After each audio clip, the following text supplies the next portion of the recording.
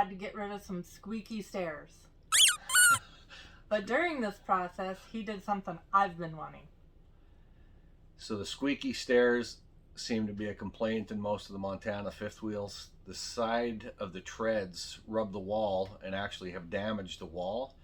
We have done the slide paper down in with a putty knife trick to eliminate the squeak, and that lasts typically about a week, 2 weeks, maybe even up to a month.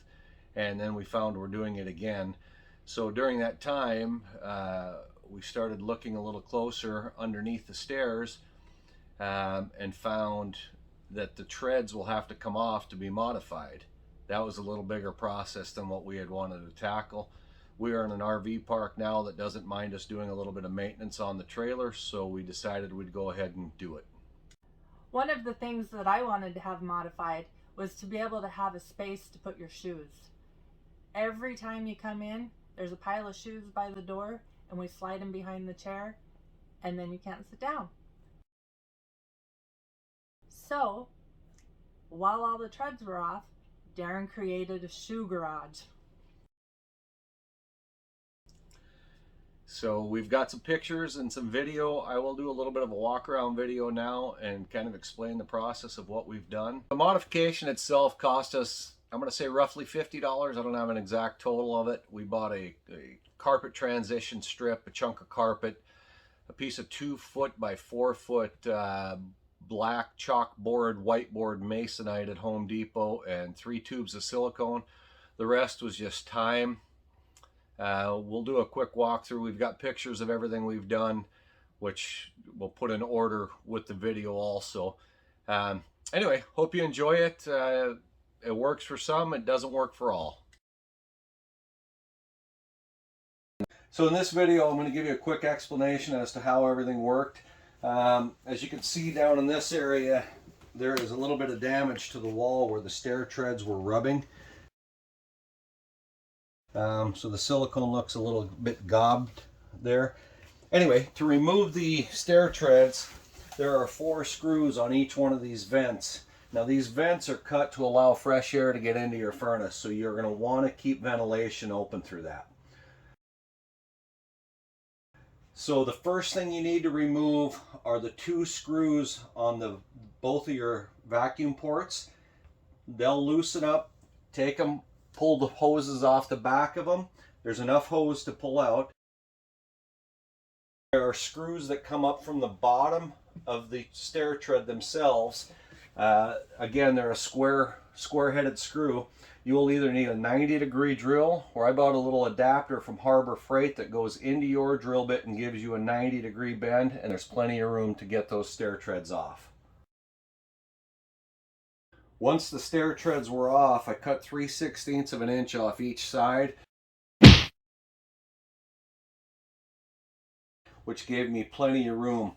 The problem we discovered with these stair treads is that these angles, when pushed back against the flush panel, they're off a little bit, and so this corner would rub or this corner or vice versa. And on this bottom stair tread, it goes all the way back to the wall. It is actually carrying the load of the top stair tread. This is the mess that we're trying to get rid of. Once he pulled the vacuum ports out of here and we were relocating them, I like the port here for a couple of reasons. Number one, we always have an entry mat here, and so to sweep anything over, I have to move all the rugs to sweep it out. If I drop something over here in the kitchen while I'm cooking, I can just sweep it across and in. The hose port is inside of the cabinet. Now we made sure that we put it on this side because this door, if you go upstairs, you're going to be pulling on the door with the hose, and you don't want that. You could break the door. This way will allow you to have all the access to vacuum in the trailer, and you don't use it as much, so then it's hidden and out of the way. So when the stair treads all come off, there's a plywood platform with 6 legs, 3 in front and 3 in the back.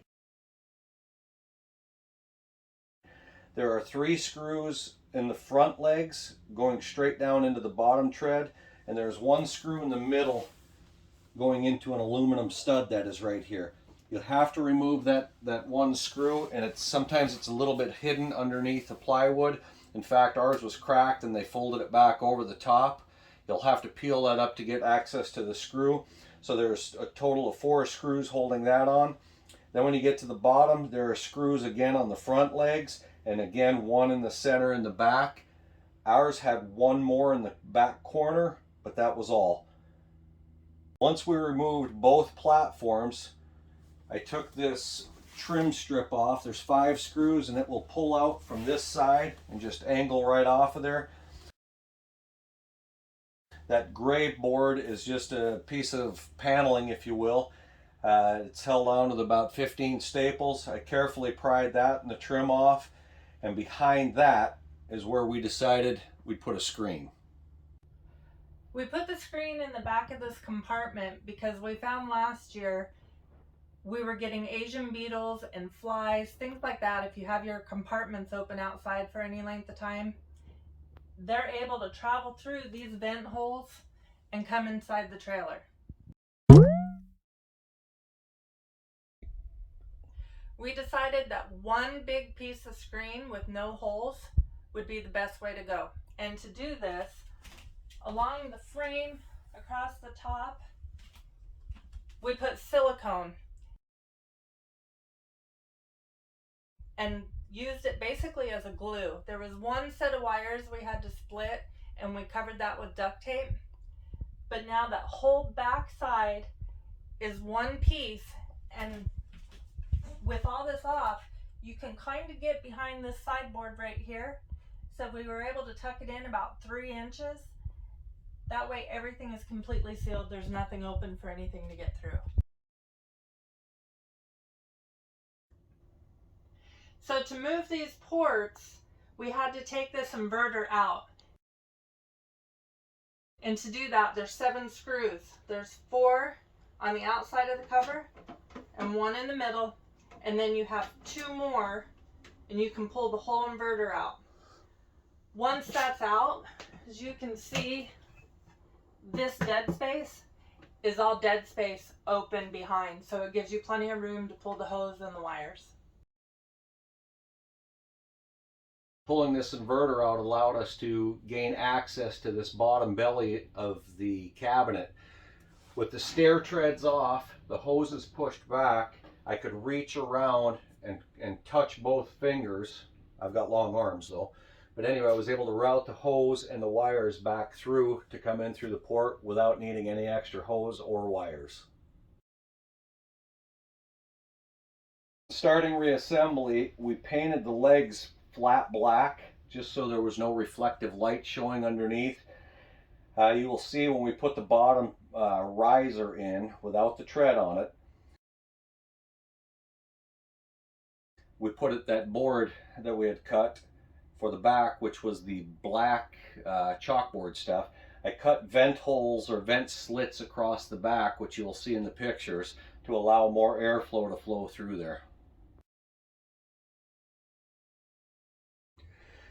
So prior to putting it all together, we had found a runner at Home Depot, which we used the riser platform, not the tread, but the riser platform.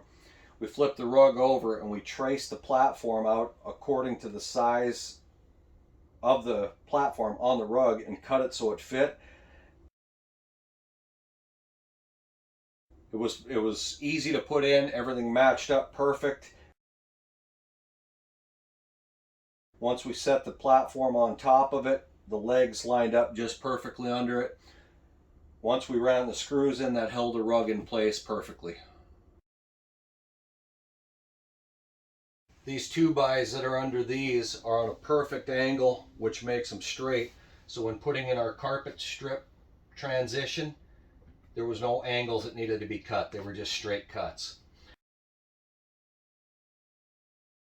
I used the remaining scrap off that chalkboard to make trim pieces over this. And then we used a little bit of silicone to fill up the holes.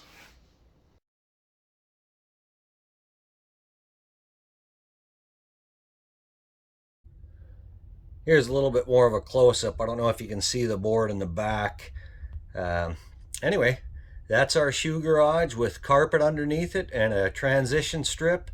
Now remember, we did this with 18-volt cordless tools in a RV park.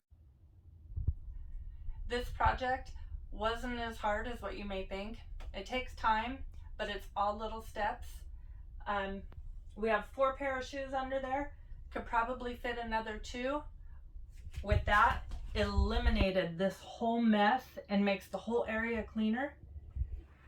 Thank you for watching. Please hit like and subscribe so we know that we're having some views, and there'll be more to come.